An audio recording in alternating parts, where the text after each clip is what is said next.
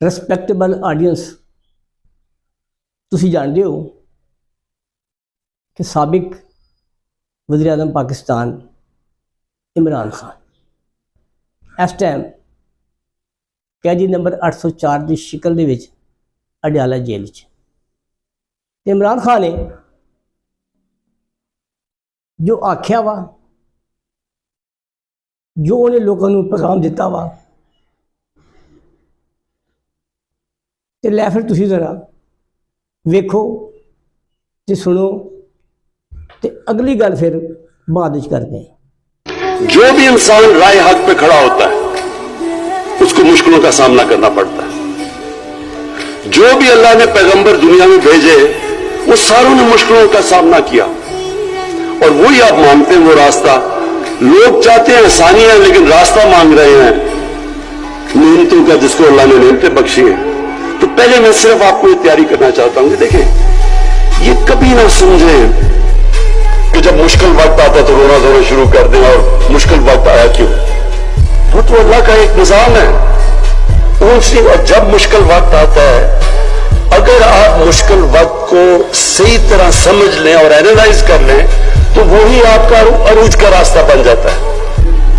जब एक खिलाड़ी, मैं जब क्रिकेट खेलता था, मेरे से ज्यादा टैलेंटेड खिलाड़ी थे, लेकिन मैं उनसे आगे क्यों निकल गया? क्योंकि जब मेरा मुश्किल वक्त आता था, मैं फेल होता था, तो मैं उसका पूरा तज्जिया करता था। रात को सोता नहीं था जब तक मैंने ये ना समझ लिया हो अपनी ज़हन में कि क्या मैंने गलतियां की।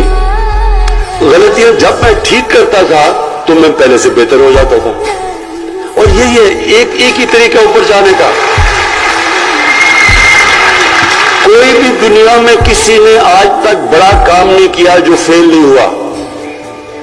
ये कोई नामुमकिन है कि कोई उठ के एकदम सीधा एक पर्ची पकड़ के और लीडर बन जाए, ऐसे नहीं हो सकता। आपको जब तक एक मुश्किल स्ट्रगल से आप नहीं गुजरते, किसी चीज में आप बड़ा काम नहीं कर सकते। कोई भी लीडर आज तक शॉर्टकट लेके नहीं बना। कायदे आज़म की स्ट्रगल देखें। मैं तो एक लीडर मानता हूं पाकिस्तान का, कायदे आज़म, और उनकी कभी स्ट्रगल देखें कितनी थी। जिस तरह उन्होंने स्ट्रगल किया है, और आखिर में जो बीमारी के अंदर उन्होंने स्ट्रगल किया है, इसलिए आज, और अपनी जात के लिए नहीं किया, एक बड़े मकसद के लिए किया। तो आज तक और जब तक पाकिस्तान रहेगा, लोग कायदे आज़म को दुआएं देंगे। तो इसलिए कोई भी आज दुनिया में लीडर उठा दे, वो एक स्ट्रगल करके ऊपर आता है। और स्ट्रगल होती ऐसे है कि जब आप नीचे आते हैं, आप हाथ भी खड़े कर देते हैं, आप देखते हैं कि मैं क्या गलतियां कर रहा हूं, फिर उनके ऊपर मेहनत करते हैं, वो गलतियां दूर करते हैं, और फिर पहले से ज्यादा ऊपर चले जाते हैं। तो इसलिए हक ते सच का प्रचार करदा है ना, ते उहदे राह दे विच रुकावटां औकड़ां आंदियां ने, ते उहनूं डरना नहीं चाहिए। क्यों जे मालिक कायनात ने आख्या है कि मौत ते जिंदगी ये मेरे हाथ दे विच है। नंबर 2 ते इज्जत जिल्लत ये भी मालिक कायनात दे हाथ च। ते रिज़्क बंदा सोचता वा कि यार जे मैं फलां बंदे का साथ ना दिता तो वह मैनूं नौकरी कढ़ देगा। नहीं, रिज़्क का वादा मालिक कायनात दा वा। फिर सोचता वा कि कित्थे मैनूं यार वो जलीलो ख्वार ना कर दे, या कित्थे मैनूं मार ना देवे।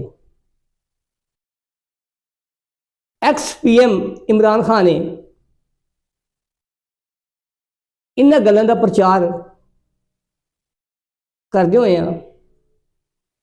आख्या वा कि ला इलाहा इल्लल्लाह मुहम्मद रसूलुल्लाह, कि जिहड़ा कलमा वा ये खौफ दे बुत तोड़ दिंदा वा। इहो गल है कि अज दुनिया दे विच इयक नाबुदो व इयक नस्तईन इमरान खान की पहचान बन चुकी है। तो इमरान खान का बयानिया, सच का बयानिया पूरी दुनिया ने तस्लीम कर लिता वा। इंसान नू हमेशा हक ते सच का साथ देना चाहिए वा। है निकलो हकीकी आज़ादी लई, हकीकी जमहूरीयत लई ते अदलिया की आज़ादी लई। इसलिए तुसी सोचते होवोगे कि यार गल कित्थों शुरू की है तो कित्थे आके ना एंड की है। हौसला, खुद इतमादी जो थोड़े च आ जाएगी ना तो तुसी अपने मिशन ते तुर पैना वा। दाएं बाएं लोगों दी गल्लां शल्लां नहीं वेखणियां। जदों बंदा कामयाब हो जाता ना तो फिर वो बंदे भी थानू आके मुबारकबादां देणगे, वो बंदे भी ताड़ियां मारनगे जेड़े उस वेले थोड़े टके टके दियां गल्लां कसदे सी। तो इंसान नू साबित कदम रहना चाहिए वा। तो जेड़े साबित कदम रहिंदे ने, राय हक से खड़े रहंदे ने, कामयाबी हमेशा उन्हां लोगों के कदम चुमदी है।